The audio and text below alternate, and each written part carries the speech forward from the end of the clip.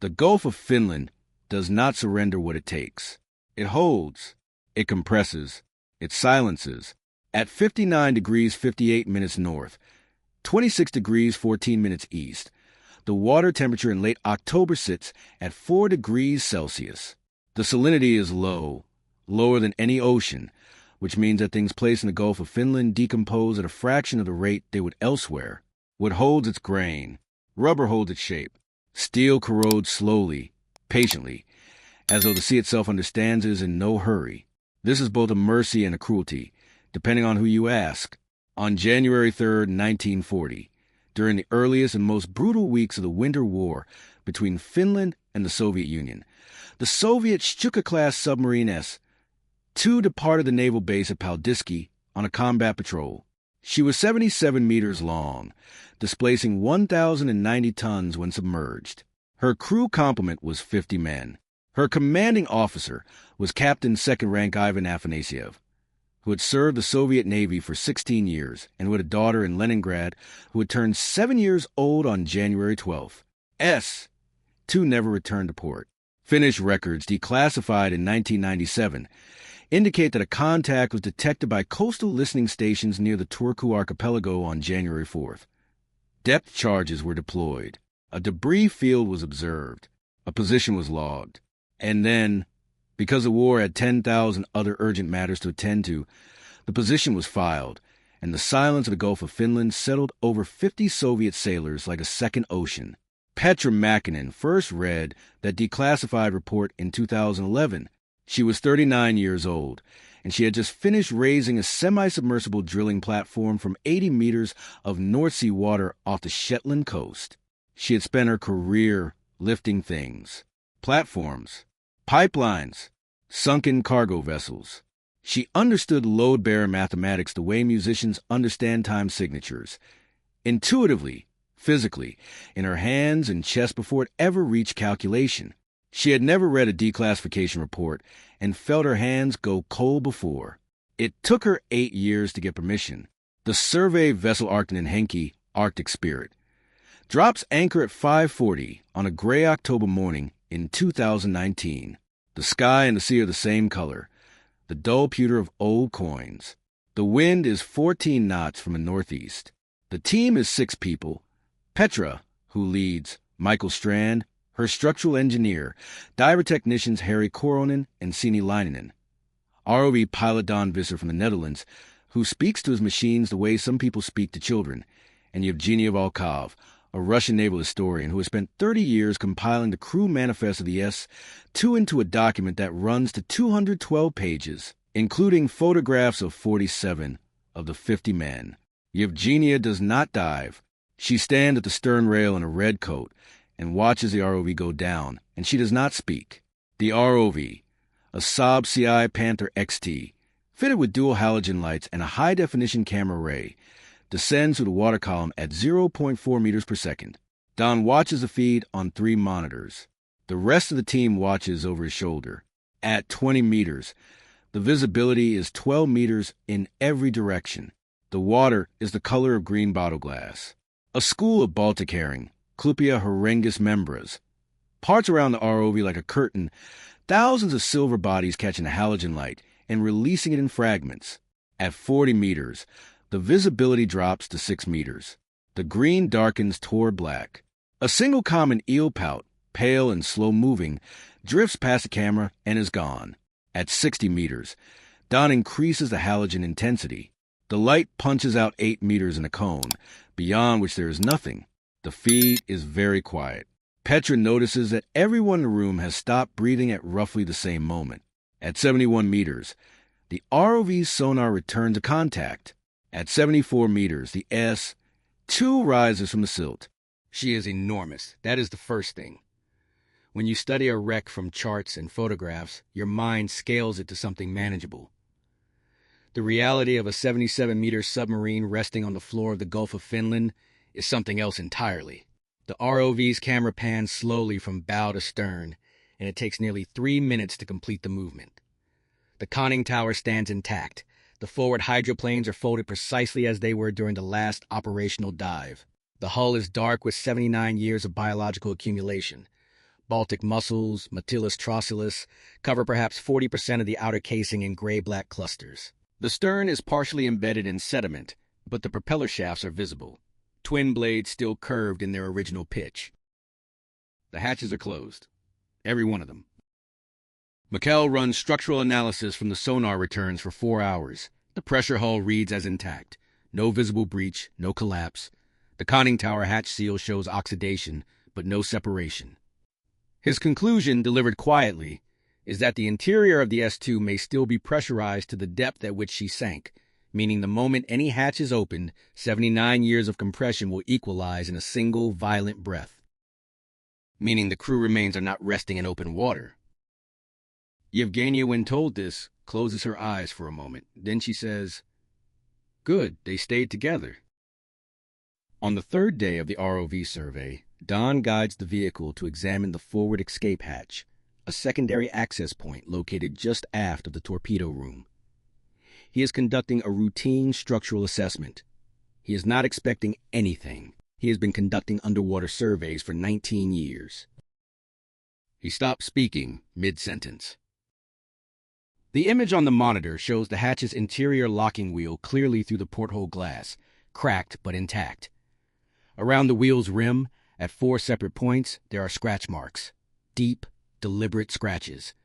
The metal is bright at the edges of each mark, not corroded, which would indicate age. Bright as though made recently, as though made by something or someone, applying enormous, sustained pressure to the inside of a sealed hatch, 74 meters below the surface of the Gulf of Finland.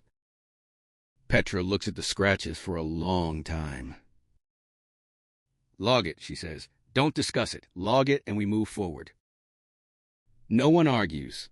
No one has an alternative explanation. The scratches go into the survey record without interpretation, because there is no interpretation that makes any sense, and the work continues. The lift operation begins on day 7. Petra's engineering plan is conservative and meticulous. 4 lift bags rated to 40 tons each, supplemented by 2 primary steel cables running to separate winches aboard the Arcton and Henke. The cables are attached to purpose-built lifting lugs welded to the hull at 3 structural frames, points calculated to distribute load evenly across the submarine's full length. The ascent rate is planned at 0.3 meters per minute, slow enough that any pressure differential can equal ease through controlled venting, slow enough that if something goes wrong, there is time to respond. Harry Korhonen is in the water at 0620, attached by safety line to the aft lifting lug, guiding the final cable connection by hand. His role is to confirm seating on the lug and signal the surface when all connections are secured. It is a 15-minute job. He has done similar work 40 times. At 0641, Petra gives the order to begin the lift. The winches take up tension. The lift bags inflate in sequence. On the ROV feed, the sediment around the S2's stern begins to move, thin gray clouds billowing outward in slow motion, disturbed for the first time since January 1940. The submarine does not move for 11 minutes. Then, at 0652, the bow lifts from the silt by a single meter, and a sound travels up the steel cable to the winch housing on the deck of the Arcton and Henke. A low groan, the voice of compressed metal releasing 80 decades of static weight. Yevgenia Volkov, standing at the stern rail, puts both hands over her mouth. The S2 rises. 70 meters. 60. 50. The ascent is smooth and controlled and almost unbearably slow. Petra watches the depth gauge and the cable tension reading simultaneously, her hands loose at her sides, her breathing measured. Mäkinen is reading hull stress data from the sonar in real time. The numbers are good. The numbers are within tolerance. Everything is within tolerance. At 22 meters, the primary starboard cable separates. Not with a dramatic sound, not with a warning. One moment, the tension gauge reads 38 tons. The next, it reads 0. The cable end falls away into the water, and the S2, unbalanced, begins to roll to starboard, slowly, with terrible and mechanical certainty, and to fall. Harry Korhonen is still attached to the aft lug. He has 4 seconds before the descending hull pulls his line taut. He uses 2 of them understanding what is happening. He uses 1 finding the quick-release buckle on his safety harness. He uses the 4th releasing it, and the S-2 falls past him in a rush of displaced water, and he spins in the turbulence, and the submarine that carries 50 men descends back into darkness without him. It settles at 68 meters, 6 meters shallower than before. The impact raises a silt cloud that the ROV cameras cannot penetrate for 9 minutes. When the cloud clears, the S-2 is resting on her keel, intact, both lifting lugs still attached to the hull. The forward escape hatch is clearly visible on the feed. The scratch marks are still there. Petra does not speak for a long time after Harry surfaces. She checks him for injury, shaken, unhurt, his hands trembling, and then she looks back at the water. The lift is suspended for 72 hours, pending a structural review and cable replacement. The Finnish Maritime Authority requires an incident report. The Russian embassy in Helsinki, which has been informed of the operation through diplomatic channels, sends a representative to the vessel who stands on deck in a dark coat and says nothing for most of a day. On the 3rd morning, Petra descends herself for the first time, not to assess, not to plan. She descends with a single camera alone to the depth where the S-2 rests, and she hovers in the cold, dark water in front of the forward escape hatch, and she looks at the scratch marks. Up close, they are unmistakable. 4 separate arcs, each 15 to 20 centimeters long, press deep into the locking wheel's rim. The metal at their edges reflects her torchlight with the clarity of fresh work. She reaches out one gloved hand and places her fingers over the marks, one at a time. They fit. She does not say anything.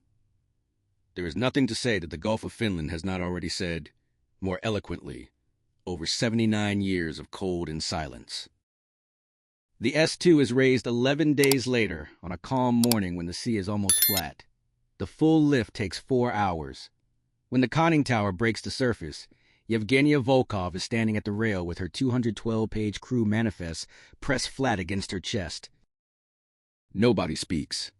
The seabirds do not speak either. Only the water speaks, rushing off the hull in long silver sheets, returning to the gulf it came from, leaving the dead finally, in the light.